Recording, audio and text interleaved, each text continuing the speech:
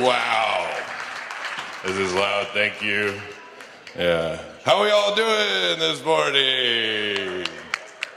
This is what I look like. This is what I sound like. I know this is a lot for 8 in the morning. You're like, I don't know.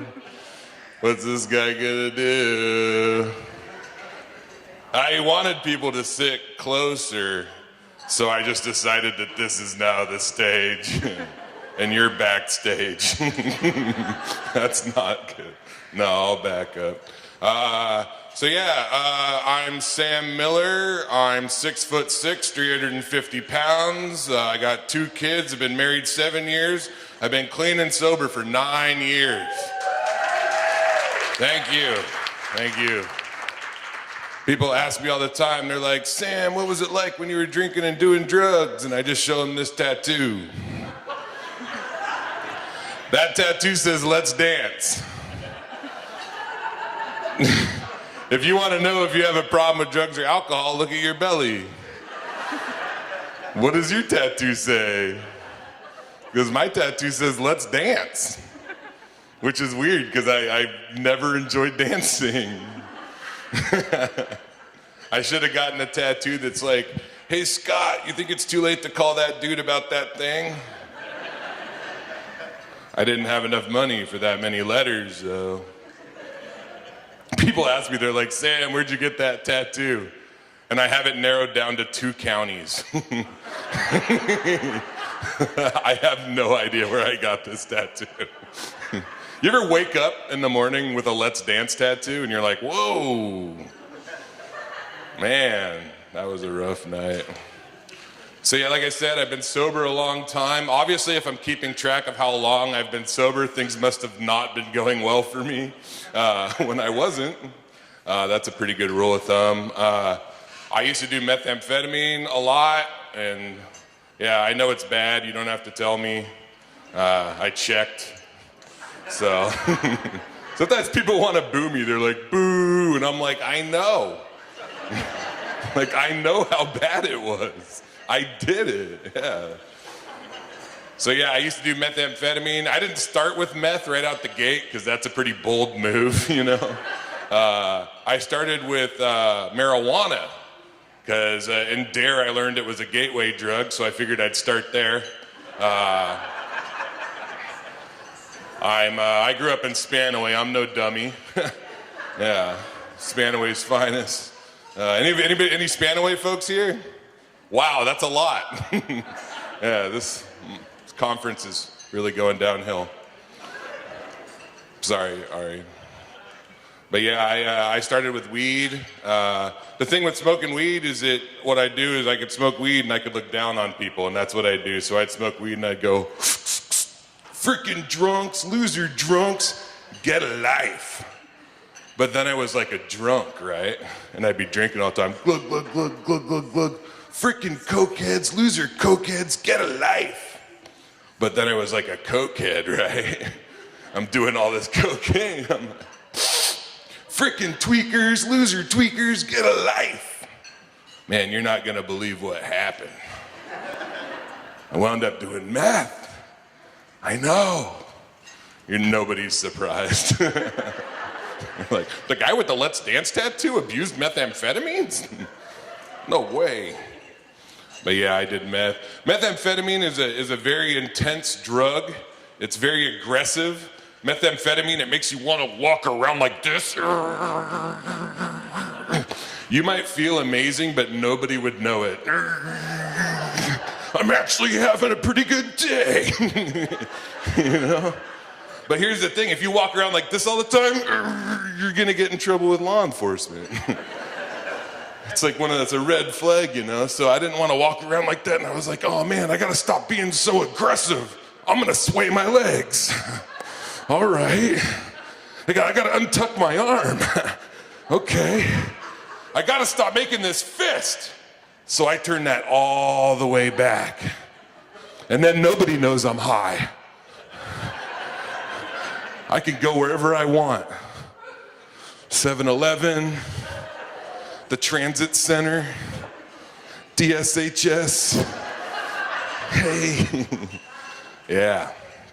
It didn't work out. I went to jail a lot. Anybody ever been to jail in here? Yeah, there's a few of you, sort of quietly. A couple people I didn't expect, but hey, what are we gonna do? Used to go to jail a lot. Jail sucks. You know what the worst part of jail is? They won't even let you leave. That's more for me. We used to watch a lot of TV. You know what our favorite TV show is in jail?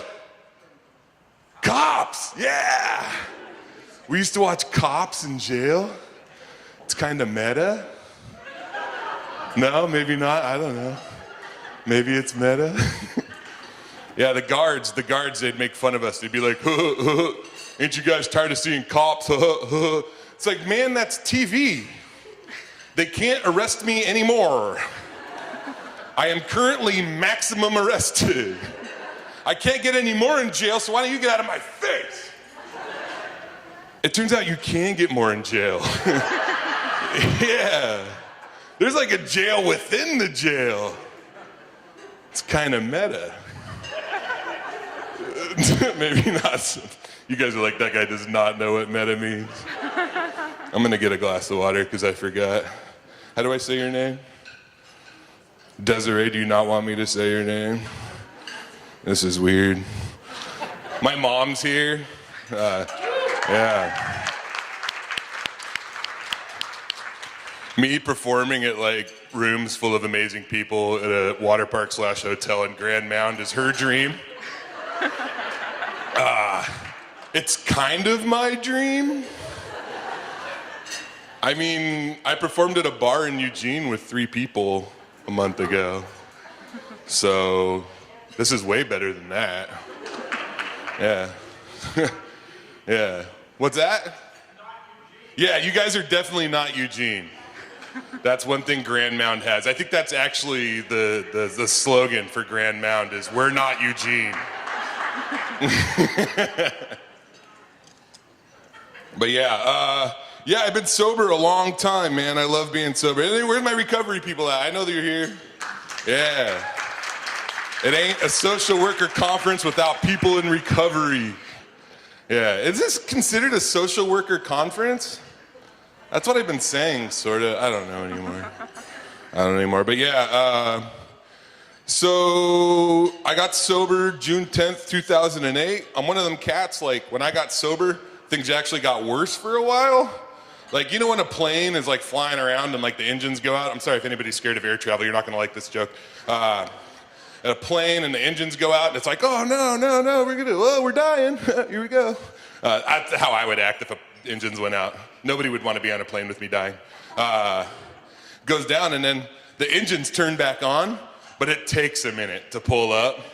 That's how I was, right? So I'm 4 months sober and still homeless. I'm working at a bar in downtown Olympia, and it's not going very well for me. And I'm sitting at this bar and working the door, and this amazing woman walks in, right? This amazing woman, my wife, walks in, yeah. Except she wasn't my wife then, she was a lady who met a homeless dude who was not about to tell her, right? Because you guys care about homeless people, right? Yeah, you guys ain't dating them though. Yeah, usually that's a deal breaker, you know. But here's the thing: is so I'm sitting at this bar. I'm sitting there. She walks in. She plays roller derby. She's got these red tattoos. We're talking, and I'm talking to her. And after using methamphetamine for that long, it's kind of like I wasn't quite sure what love was, almost, you know. Like I never quite figured that stuff out, you know, because I'd been so high for so long. Like, you know, robots in movies when they like discover emotion and they're like, "What is love?" That's kind of where I was at the time, you know. It's like, wait, but I had this connection. I was like, man, maybe this is it. And she's saying stuff and I'm saying stuff. And I'm like, man, I think this might be love. And I'm like really excited, you know. And then all of a sudden she goes, hey, why don't we go back to your place? Yeah, my heart dropped. And I was like, crap, I gotta lie. I'm good at that. And I was like, I gotta think, what's something that somebody with a place would say? I was like, I'd love to come back to my spot, but like, Me and my roommates aren't getting along right now. Boom, 7 years we've been married. One lie. Yeah, thank you. Yeah, it was amazing. I wasn't even all the way lying, man. Me and my roommates weren't getting along. So my roommates were seagulls. We weren't getting along, though. Seagulls are very vindictive birds. I don't want to turn this whole thing into a big rant about me and seagulls, but I'm just saying the seagulls didn't like me. The seagulls didn't like me because the seagulls, they always thought I would go up on the roofs. I used to get kicked out of bars in downtown Olympia, and then I'd climb up the back onto the roof because then I'd like, you can't kick me out now. I'm on your roof. And that's where the seagulls have their nests. And the seagulls didn't like me because the seagulls, they always thought I was trying to get their eggs, you know? But I never ate seagull eggs. That's a rumor.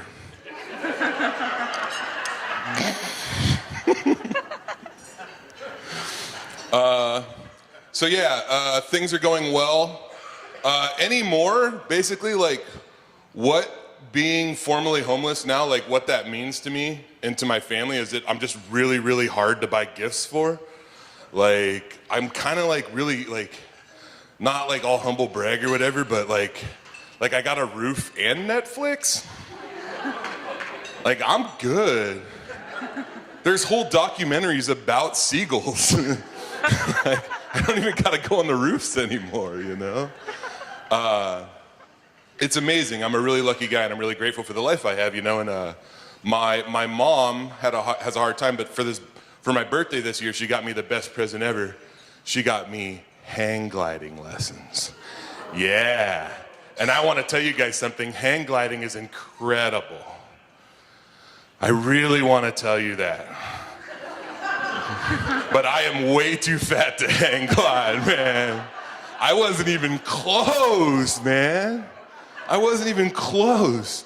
Me and my mom, we go to the gorge. Have you guys ever been to the gorge before? It's beautiful. I'm driving with my mom to the gorge. There's like the river on one side and like the cliffs on the other. We're driving around. There's windsurfers doing little flips and stuff in the river. And I see hang gliders. I see them sky people, like man hawks, like flying around. And I'm like, Mom, that's gonna be me. And she's like, that's gonna be you. And she grabbed my hand. I'm 35 years old and I'm holding hands with my mom in her Subaru on the way to the hang gliding place. Thank you. Yeah, she's sitting right there. I used to steal her laptop to buy Xanax, all right? Hey, and now we're holding hands. You know, it's incredible. Thank you. But we get up to the place and there's like Zach and Skylar. They're like the hang gliding guys. I don't know. They're like super stoked. I don't even know if one of his names is Skylar. It just seems like a good name for a hang gliding guy. They're just like white dudes with dreadlocks. Like, hey, I'm living my dream. Like, what's your deal? You know, and I get there and Zach just runs to the back. And Skylar's like, hey man. Like, bad news, man. Like, you're not fat, but you're definitely like big. He's like, I think you might be too big to hang glide. My mom goes, what? And I'm like, I know I'm screwed because they didn't get a scale or nothing. This dude eyeballed me. He's like, it wasn't even close. This dude looked at me, he's like, that's not gonna fly. Like, this is a hang gliding plane. This is not a cargo plane, you know. It's like, you need to take Southwest, big homie. It's crazy, right? And my mom, I felt so bad because my mom, like, I was sad, but I was mostly sad for my mom because she spent all this time trying to find this gift, you know? And I'm one of them cats, this is gonna get real for a minute. Like, when I get sad about one thing, it's not just that thing, it's everything that sad thing reminds me of that I've ever been sad about in the past. And everything I might be sad about in the future. When I get sad, it's like some multi-dimensional sadness. All right, have you ever seen that movie Interstellar? I haven't, but I imagine it's kind of like that. Like some real sad stuff, right? And like my poor mom, and my mom goes, well, the guy goes, yeah, he's too big. He's only 350 pounds. The website said 400. And they were like, yeah, we got to get a trainer on there too. And I was like, yeah, Mom, I don't think they have a 50-pound hang gliding instructor. But if they did, I'll put him in like a baby Bjorn and like fly around with a little guy. And so we're sitting there, and like, I'm upset. My mom's really upset. I'm upset because my mom's upset primarily. And all of a sudden, my mom, she pipes in. I shit you not. Oops, I just swore. Sorry. You can deduct that out of the room that I got. She goes, I got an idea. And I'm like, oh no. Like, I love my mom, but she grew up on a farm in Ohio and doesn't know a lot about hang gliders. And she goes, why don't we put 2 hang gliders together? They're like, no, lady, like that's not gonna work. And now here's the thing, I told you earlier that when I get sad about one thing, it reminds me of everything I've ever been sad about. So when she said that, it shot me back to when I was 16. I was gonna go to the Puyallup Fair, but at 16, I was gonna go bungee jumping, right? Because remember, bungee jumping was like a huge fad back then. And I was gonna go bungee jumping to Puyallup Fair, but at 16, I was 20 pounds too fat to bungee jump. And my mom, the same thing. Can't you just put 2 bungee cords together? It's like, no, lady, you could die, you know? And that's the kind of stuff, like, it makes me sad. Anyway, check this out. Last night, I went to the little mini mart over there. I got a bag of peanuts. I love peanuts. How many of y'all love peanuts, man? I love peanuts, thank you. I love peanuts because it's a snack and it's an activity. It gives me something to do with my hands. Like, I used to do a lot of drugs and I like to stay busy. And so I love peanuts. And you know when you open a peanut and you gotta find the seam, you know, everybody kind of turns into an engineer when they eat peanuts, you know, and that's what I'm doing. I got this peanut and I got a great peanut. I got a triple banger. You know what I'm talking about? With 3 nuts. Boop, boop, boop. You guys might have been thinking of something else, but I had a 3-nut peanut, right? A great one. And you know, a lot of times the peanuts that have the 3 nuts, like one of them's kind of weird or whatever, and you're like, hey, I don't want to eat that one. And maybe not those other 2 either because they were hanging out with that guy, you know? But this was 3 great peanuts, right? And I'm holding it, and I squeeze it, and I find that seam, and I squeeze too hard. Pew, pew, pew. All 3 peanuts go in different corners of the room, and I'm just holding this empty shell. That made me sad too. Also, my dad died when I was 12. Oh man, I lost you guys. You're like, that's way sadder than the peanut and the hang gliding thing. You guys don't get to tell me what I'm sad about. God dang it, I lost you guys. Oh, I hate this. I've done this before, and there's a trick. This old comedian taught me this trick for when this happens. Are you guys ready for me to turn this show around? Let's do it. All right, we're gonna do it. Okay.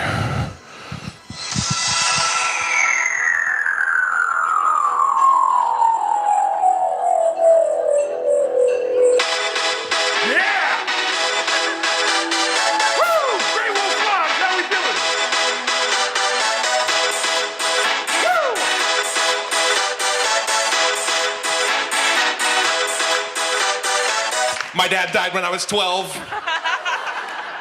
See, that was way better. It's my trauma.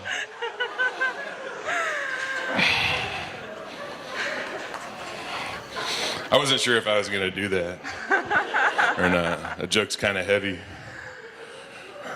So let me see. So yeah, I'm a dad. I got a 7-year-old and a 4-year-old. Yeah, I got 2 kids. One of them's on purpose. Hey, bet y'all didn't think I had an on purpose kid, huh? You're like, that guy might have 2 kids, but none of them are on purpose. I'm batting 500 on purpose. Pretty crazy. Here's the thing though, is he's not so much on purpose as much as we had an accident kid and we didn't want him to be weird, so we just made another one. So he's not really on purpose as much as he is just like a sequel. You know, like nobody knew Jurassic Park was going to be that good, so they had to make The Lost World. Never mind. They can't all be hits. But yeah, it's crazy. I love being a dad. It's the hardest thing I've ever done in my life. I've been to jail. I've been to rehab multiple times, multiple jails. The hardest thing I've ever had to do in my life is just to be a good dad.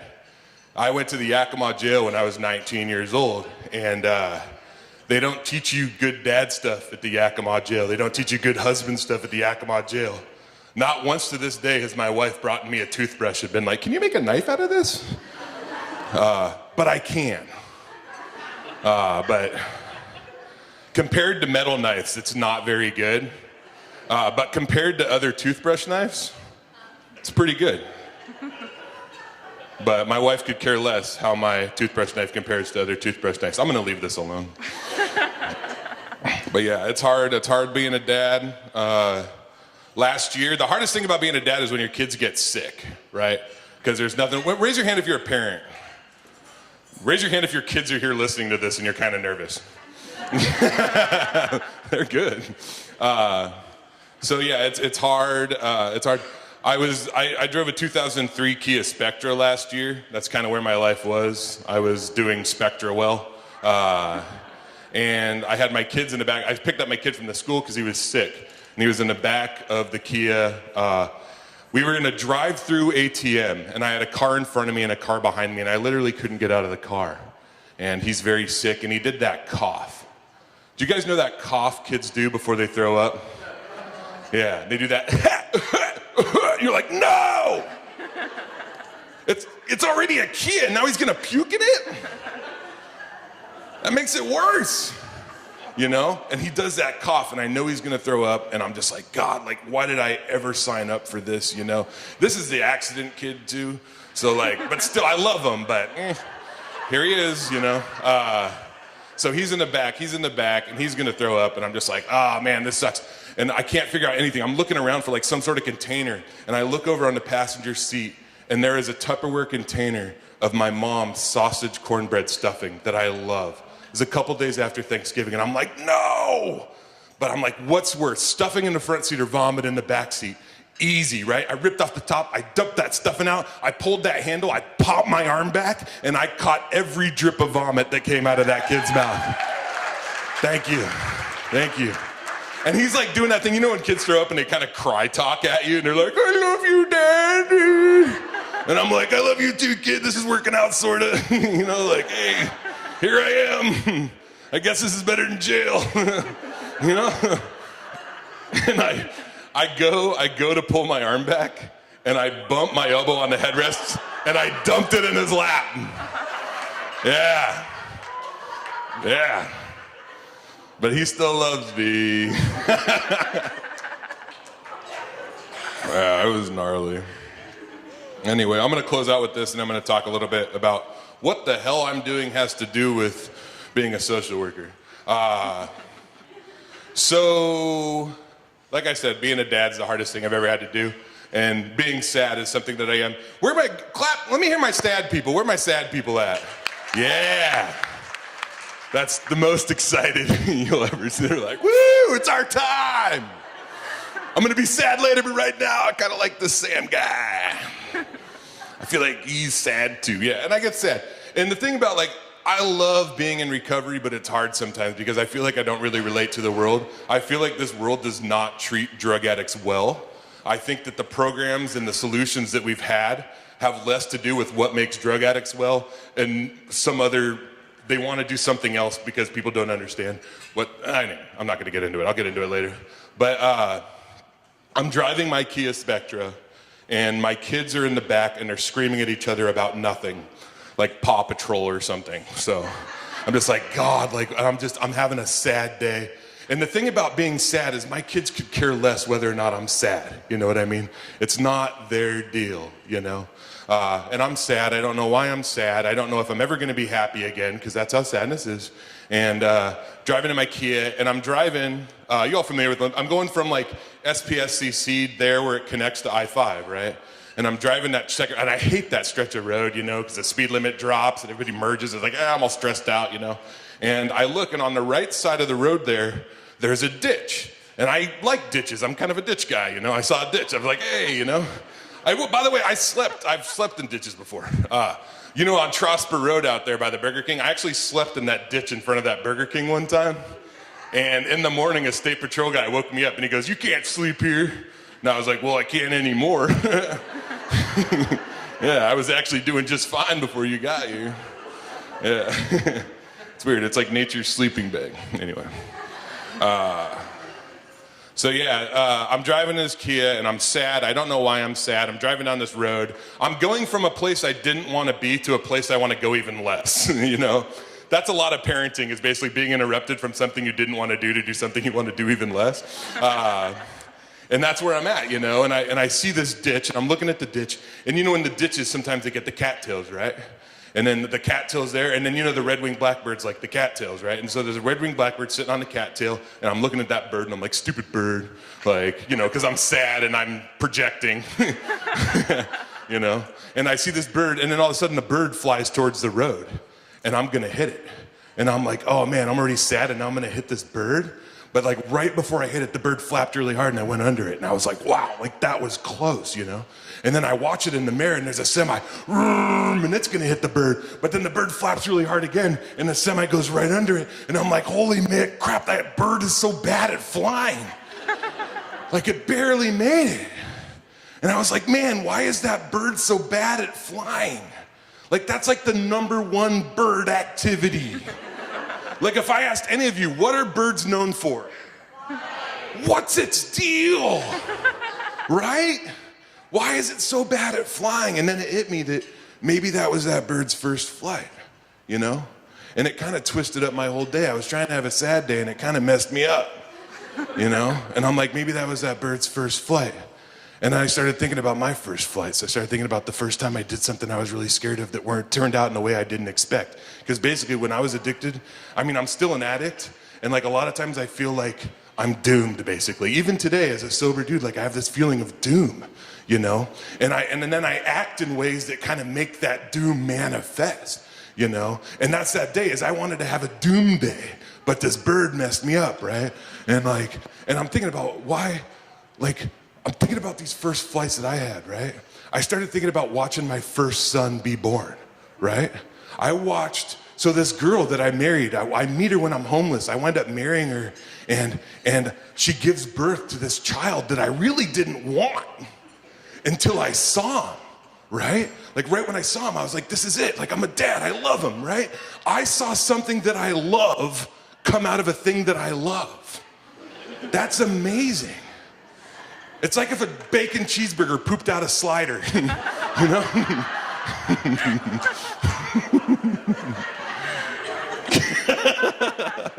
I lost some of you on that.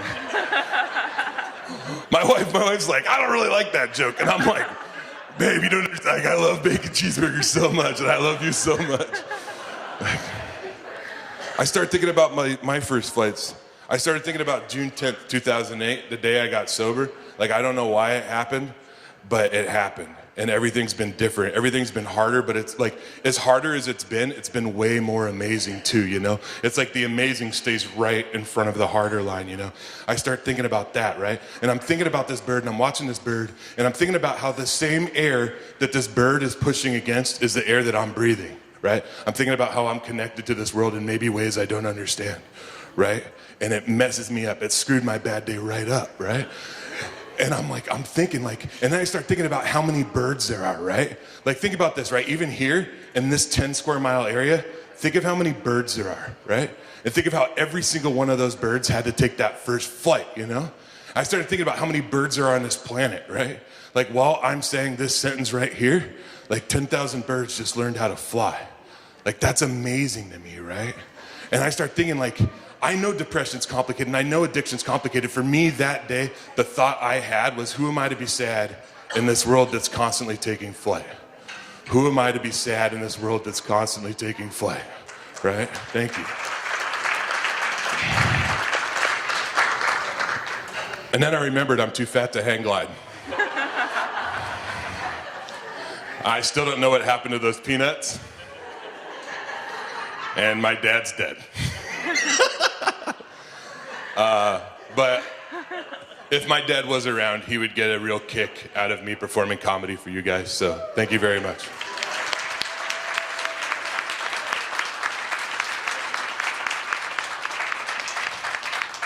Now I'm going to be magically transformed into a social worker.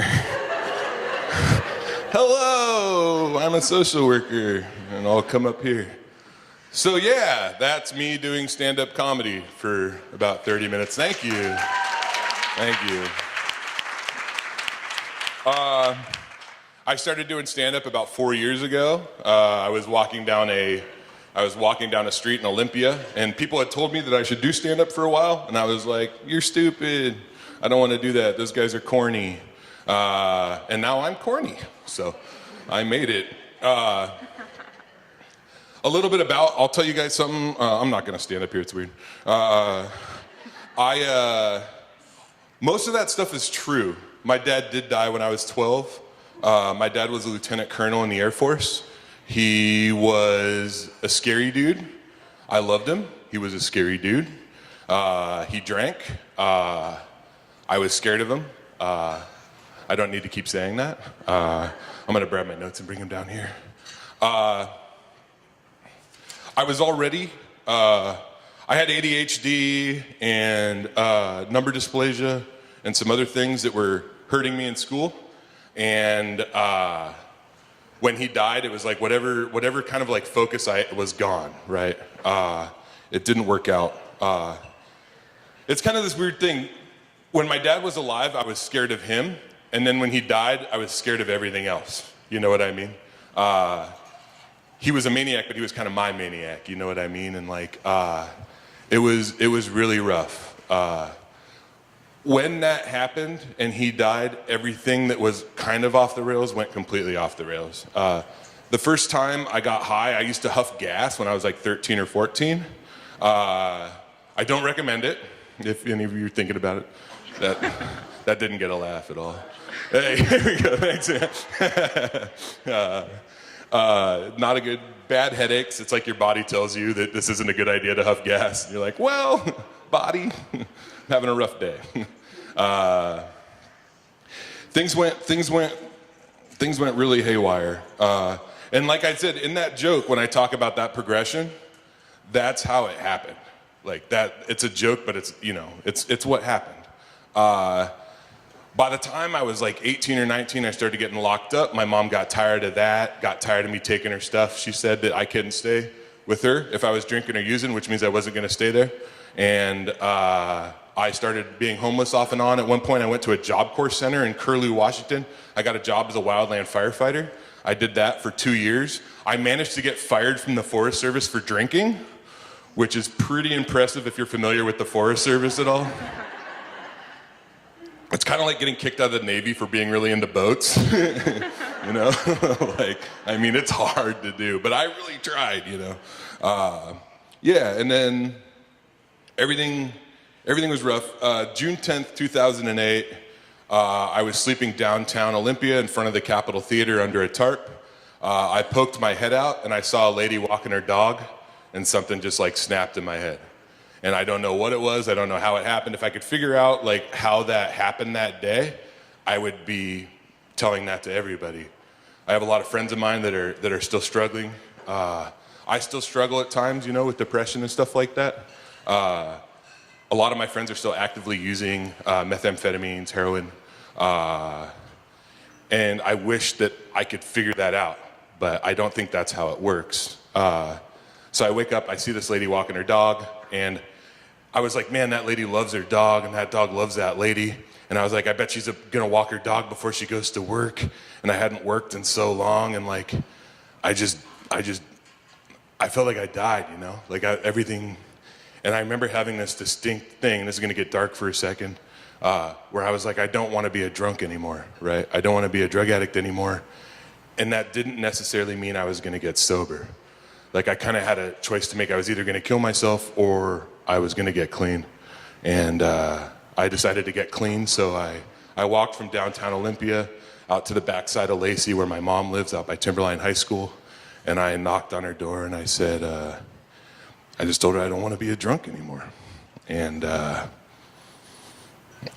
then for the next 3 or 4 days, was dealing with a lot of hallucinations and things like that, because at that time I was pretty heavy with the benzos, and it was pretty scary. I didn't have health insurance then.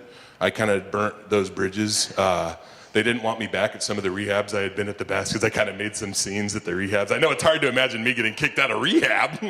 I mean, I used to have this deal, if I could beat this lumberjack at ping pong, then I was sober enough to go home. And they were like, that's not how rehab works, Sam. And I beat him and I was out. Yeah, and then So I tell people that my first year sober was in a lot of ways harder than my last year using. I had to, like that joke I tell about meeting my wife and stuff like that. Like I hesitate on that stuff because I think I'm kind of like, my experience with drugs and alcohol is not everybody else's experience with drugs and alcohol. Like there's a lot of people that use drugs and do these things in life that we do, but I had checked out. Because to me, the way, like I'm responsible for my actions, and I accept that, you know? But I kind of feel like the truth is somewhere in the middle. I think that society and the way society deals with drug addicts and the way society deals with alcoholics is messed up, all right? I don't think I should have gotten locked up. However, I do think that I'm responsible for some of the things that I did to get locked up. You know what I mean? But at that same point, I mean, the first time I experienced violence was when I was incarcerated, all right? Like, for the homeless community in Olympia, like, don't get me wrong, we have issues, but for the most part, we were sort of laid back. I mean, there were fights and stuff like that, but it was nothing crazy. But when I got locked up, man, especially in Yakima, it was a different ball game, you know? Everything was different after that. Everything was different after that. To this day, like I have fundamentally changed as a person as a result of me being incarcerated, you know? But it's up to me to deal with that. But also what's great is that the work I'm doing now, like I get to push back against that, you know what I mean? Like I get to do things like this where I explain to you what it was like being locked up. So like in my bio, you guys heard my bio, it's like, oh, he was a dishwasher and a warehouse worker and an assistant preschool teacher. Like the only job I could get in Olympia was washing dishes at Ramblin' Jack's because that dude hires anybody. Adam, he's amazing. Like, and he wasn't too worried about me stealing dishes. So like, I mean, the worst I could get away with was like a plate and like some ribs or something, you know? But I loved it. I was the first dishwasher ever at Ramblin' Jack's to put in my 2 weeks notice when I was moving on. Yeah, it was really cool. And then from there, I worked in a warehouse, and then I was a bouncer. And once I had 3 jobs, I'd quit one. And that's how eventually I got to a spot where I was a bouncer and a bartender in downtown Olympia. I talk about my early sobriety in a lot of the same ways I talk about like my addiction to, like I was wild. I got arrested at work one time because I sort of choked the dude, not all the way choked the dude, I sort of choked the dude. I wasn't really like squeezing or anything, but I was like definitely holding a guy by his neck. And he was I'm not gonna get into it. But yeah, that part of my life was rough. And then, so I'm sitting in the back of a police car and I'm like, I'm 3 years sober. I just had my first kid and I'm just like, what the hell am I doing? Like, what is the point of being sober if I'm gonna work at the bar I used to drink at and choke people or be accused of choking people? And then it hit me, you know, I was like, I'm going back to school. And one thing about my dad passing away and him being in the Air Force is that there was some money set aside for me to go to school. And I went to the great Grays Harbor College. And I was like, I'm gonna get the world sober. And I'm gonna be a chemical dependency counselor because I'm on fire. And I did. I went to school, it was scary. And I didn't like it sometimes, but I did really well. I do well when I'm sober at stuff, you know, and I did good and I got my internship and I worked and I was doing chemical dependency assessments and running groups and things were going pretty well. And then I got a job at a place called Evergreen Treatment Services, which does methadone treatment. And I was like, this isn't really my thing, but like, I think I'm helping people. I like it, you know? But it turns out that like, yeah, like I turned into a drug addict, but I'm also still a person with ADHD and number dysplasia. And paperwork didn't work out for me. like I tried, but I got so behind. So what I'm trying to tell you is I was a really crappy chemical dependency counselor. Great rapport, great therapeutic relationships with the folks I was working with, but it did not work. So I was like, all right, I'm gonna go back to school. What's something else I wanna do? I'm like, I wanna work with formerly incarcerated folks. I wanna work with other folks that have been locked up, man, because I like that. I wanna help folks that have been through similar situations as me. And I did. I went to the Evergreen State College and I looked primarily at like prison reform. I'm gonna say it out loud, prison abolition, stuff like that, like other ways to do prison besides prison and maybe never prison at all. Thank you. So I'm in school, I'm learning about this stuff. I get out of school and I'm like, all right, man, it's time to find that prison reform job. And I looked hard, prison reform job, anything. Is there any? And there wasn't. And a friend of mine called me and they go, Sam, do you want to work with high schoolers? And I was like, I need money. I'll do my best. And I took a job as a violence prevention specialist in Key Peninsula and unincorporated Gig Harbor for community youth services. And that is the job I'm doing today. And thank you. Yeah. So you can already guess like what happened, right? Guess who loves working with young folks now? This dude, it's crazy. I'm the crazy guy in the hallway. You went to jail and like wants to talk to you about how you want to beat somebody up on Instagram. Like, that's me. That's me. Man, you know how many Snapchat fights I broke up last week? Two. Two Snapchat fights, one Instagram fight. I look at my job like it's kind of complicated what they want me to do, and they wanted me to provide a lot of direct services to unstable housing folks, but there's a lot of agencies that were already doing that out there. My main job is to build relationships with young people, especially angry young men, and I love angry young men, because I kind of know what it's like, you know, hey, I'm pumped. That was a lot, I'm sorry. I keep walking too close to you. I was like, I'm gonna get aggressive and walk towards people. So I get to work with angry young folks. I build a relationship based on trust and confidence. And then I can make referrals towards mental health counselors, towards whatever they need. A lot of times the referrals, I work a lot in Henderson Bay High School, which is a school of choice. I used to call them an alternative school, but now they're schools of choice. The same way in Thurston County, they built a jail and they called it the Ark. Like, that place seems pretty jaily to me, but yeah. No, it's not a jail, it's an Ark. But yeah, it's students that have had disciplinary issues or considered high risk from Peninsula High School and Gig Harbor High School, and they go to Henderson Bay High School, which is great because I like to think about this stuff as when I think about a population at a school, I like to think in, like it's on a spectrum, right? And you have 70% of youth that are never gonna like really reach out to me. They might enjoy my presence, but they're never gonna get anything like super meaningful from me. And then there's 15% on each side, either aggressive or withdrawn maybe, that aren't working at that school. And some of them might make it, some of them might not, some of them might drop out. A big portion of them are gonna go to Henderson Bay. So, right, we're gonna take that 15% on each side, we're gonna squish it together and we're gonna put it in one place, right? And then at Henderson Bay, probably 70% of those students, I have something I can offer them and they have something they offer me. You know what I mean? And then out of that population, there's another 15% on each of those peripheries that aren't gonna make it at Henderson Bay. Some of them are gonna get locked up. But guess what? I don't work for the school district.